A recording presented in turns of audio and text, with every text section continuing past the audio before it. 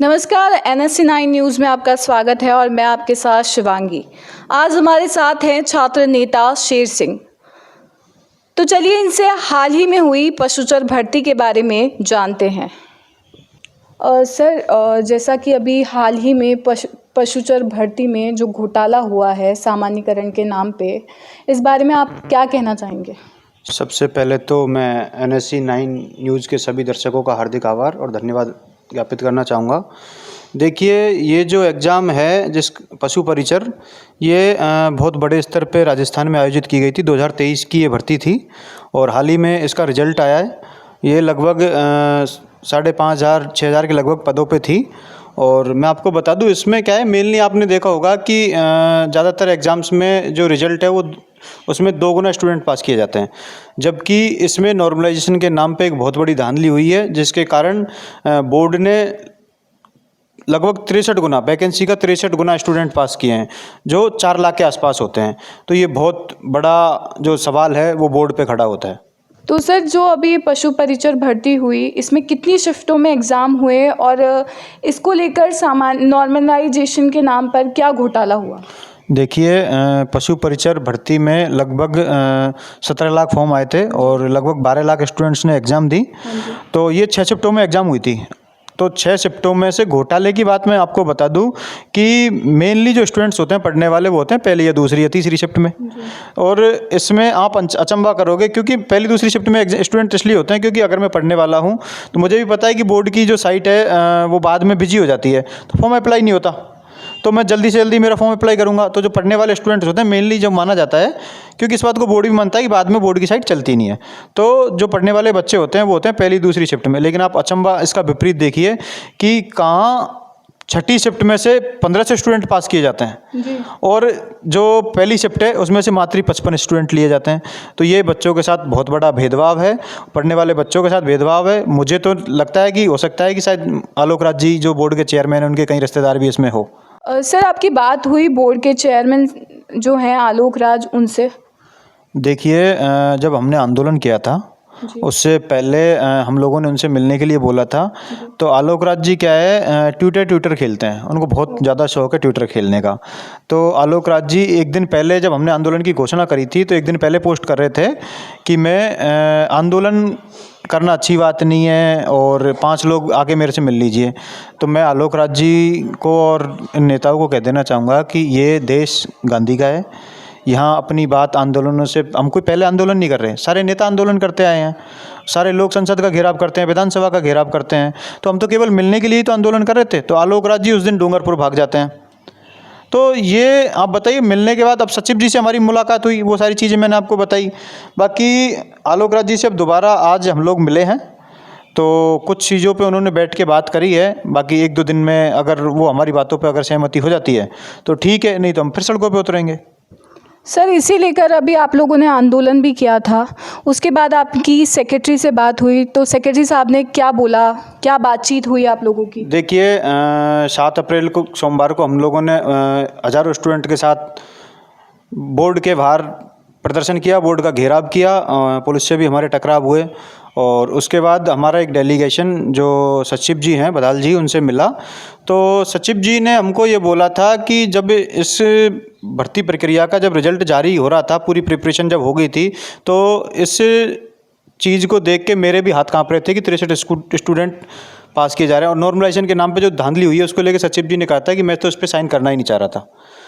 तो कहीं ना कहीं उनकी बातों को देख के हमारे मन में भी ये संदेह है। और आप स्पष्ट रूप से संदेह की तो कोई बात ही नहीं है। देखो, क्लियर बात है इसमें कि जब 145 नंबर लाने वाला, 150 में से 145 नंबर लाने वाला स्टूडेंट अगर इसमें पास नहीं हो रहा, वो भी अगर नौकरी नहीं लग पा रहा ना, तो फिर आप क्या 150 नंबर लाने के बाद पास करोगे?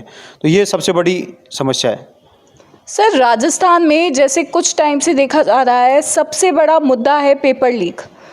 तो आप क्या देखते हैं, इसको किस रूप में देखते हैं कि पेपर लीक से एक स्टूडेंट के दिमाग पे क्या इफ़ेक्ट पड़ता है, उसकी मानसिक स्थिति किस तरीके से ख़राब हो सकती है, क्या हो सकता है, क्या कहना चाहेंगे इस बारे में आप?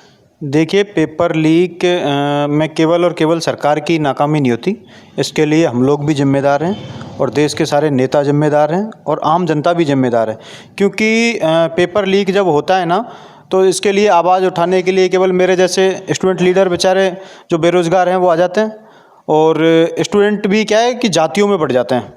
जैसे कि साहब मैं पशु परिचर का स्टूडेंट हूँ, मैं रीट का हूँ, मैं किसी और वैकेंसी का हूँ, तो वो सारे साथ एक साथ नहीं आते, जबकि नॉर्मलाइजेशन हर भर्ती में हो रहा है, रीट में भी हुआ, अब जेल प्रेरी की एग्ज़ाम अभी लगी है उसमें भी होगा। तो ये क्या एक दूसरे का साथ नहीं देते। दूसरी चीज़, नेता जिनको हम चुन के भेजते हैं, आपको पता होगा बीजेपी की सरकार एसआई भर्ती के मुद्दे पे आई थी, कांग्रेस सरकार में एसआई भर्ती का जो आरोप लगा था, तो बीजेपी की पूरी सरकार एसआई भर्ती पे बनी थी। लेकिन आज बीजेपी सरकार जिस भर्ती के नाम पे सत्ता में आई, आज उस पर बोलना ही नहीं चाहती, एसआई भर्ती पे बात ही नहीं करना चाहते। मैं आपको बता दूं मैम, अभी हम लोग बीजेपी के नेता जोगाराम पटेल जी से मिलने गए, स्टूडेंट्स ने हमको बोला कि भाई उनसे मिलिए आप लोग, वो कानून मंत्री हैं। तो मैंने कहा बिल्कुल हमारी मदद करेंगे, हम मिलेंगे।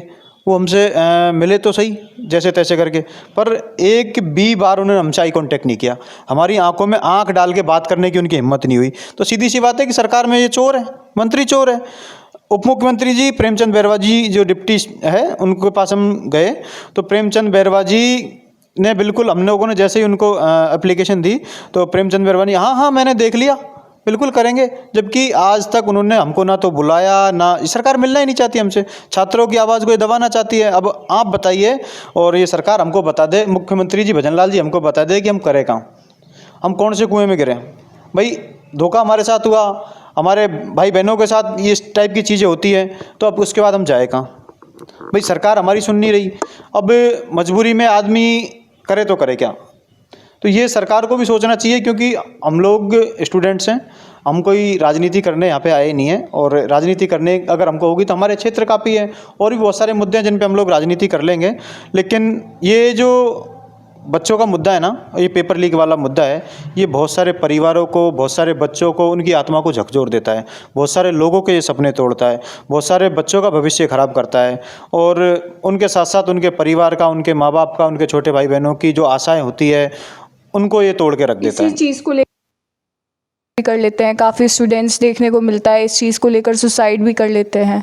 देखिए, मैं बेरोजगारों के आंदोलन कर रहा हूँ, तो मैं आपको मेरा फ़ोन अगर मैं चेक करवा दूँ ना, तो ज़्यादा भी नहीं तो 100 से 200 ऐसे मैसेज स्टूडेंट्स के मिल जाएंगे आपको, इसी पशु परिचर भर्ती वालों के, जिनमें 12 लाख स्टूडेंटों में एग्जाम थी, उनमें से 100-200 स्टूडेंटों तो ऐसे मैसेज मेरे को करते हैं कि भैया बचा लो, भैया मैं आत्महत्या कर लूँगा। तो आप बताइए हम लोग क्या करें। हम लोग ना तो एमएलए, ना हम लोग एमपी, ना हम कोई ऐसे अधिकारी कि भाई उनके लिए कुछ करें, लेकिन हमारा दिल रोता है तो हम उनके लिए सड़कों पे उतर सकते हैं, सरकार के नेताओं से मिल सकते हैं, मीडिया पे अपनी आवाज़ रख सकते हैं, इसके अलावा हम क्या करें। तो ये बहुत बुरी स्थिति राजस्थान में आज की डेट में बच्चों के साथ है। तो सरकारों को इस पर संज्ञान लेना चाहिए, और वर्तमान सरकार से पहले तो हमने बहुत बिल्कुल नम्र निवेदन किया, सरकार हमारी मान नहीं रही है। लेकिन मैम मैं बताऊं आपको, मेरी एक सबसे बड़ी ये पॉलिसी रही है कि मैं जिद्दी हूँ जी। तो मुझे अपनी बात मनवाना आता है, और बात मनवाने का गांधीवादी तरीका भी आता है, लेकिन गांधीवादी तरीके से सरकार मेरे को लगता नहीं कि मान जाएगी। तो अब हमें बिल्कुल सड़कों पे हम दोबारा उतरेंगे, टकराएंगे, बैरिकेड्स पे चढ़ेंगे, और मैं तो ये कहता हूँ कि अगर कोई सा मंत्री अगर छात्रों के साथ दोबारा कुठाराघात या हमारी बात नहीं सुनेगा ना, तो उसकी छाती पे चढ़ने में भी हम लोग पीछे नहीं रहेंगे। तो शेर सिंह जी, अभी पशु परिचर भर्ती पे जो प्रदर्शन किया गया था, उसको लेके आगे आपका क्या वो रहेगा, आप आगे क्या एक्शन लेंगे? देखिए, सरकार के नेता हमसे मिल नहीं रहे, उनको हम बात रख रहे हैं तो हमको बिल्कुल वो कोई भाव नहीं दे रहे, तो हम करें क्या। तो हम लोग पहले तो स्टूडेंट्स सारे कह रहे थे कि कोर्ट का सहारा लें, तो कुछ लोगों से जो कानून के जानकार हैं, कुछ एडवोकेट्स हैं, उनसे हमारी इस बात पे चर्चा हुई। लेकिन हम ये चाहते हैं कि भाई हम बेरोज़गार हैं, और बेरोज़गारों की लड़ाई, क्योंकि हमारे पास पैसे तो होते नहीं, घर वाले हमको सीमित पैसे देते हैं, तो हम आपको पता है कि केस लड़ने के लिए पैसा चाहिए, तो हम ऐसे किसी वकील की तलाश कर रहे हैं, और लगभग हमारी तलाश पूरी भी हो चुकी है, मैं अभी बताऊँगा नहीं। तो ऐसे वकील के थ्रू पहली बात तो हम कोर्ट में जाएंगे जो हमारा केस फ्री में लड़े। दूसरी बात कि अगर केस से ही हमारा काम नहीं चल रहा, हम वापस 2-4 दिन में, मैं आपको जल्दी बता दूंगा कि हम लोग फिर सड़कों पे उतरेंगे। और पहले तो हमने बोर्ड का घेराव किया था, अब हम किसी ऐसे मंत्री का घेराव करेंगे जिससे सरकार की चूल्हे हिला देंगे। सर, आपका बहुत बहुत धन्यवाद, आपने हमारे से अपने विचार साझा किए उसके लिए। ये थे हमारे साथ छात्र नेता शेर सिंह जी। और इनका ये मानना है कि सरकार अभी जितने घोटाले हो रहे हैं, छात्रों के ऊपर जो अत्याचार किए जा रहे हैं, सरकार उस पर कोई एक्शन नहीं ले रही है, जो कि सरकार को एक्शन लेना चाहिए। NSC9 न्यूज़ में इतना ही। आगे ही ऐसी खबरों के साथ बने रहिए NSC9 न्यूज़ के साथ। नमस्कार।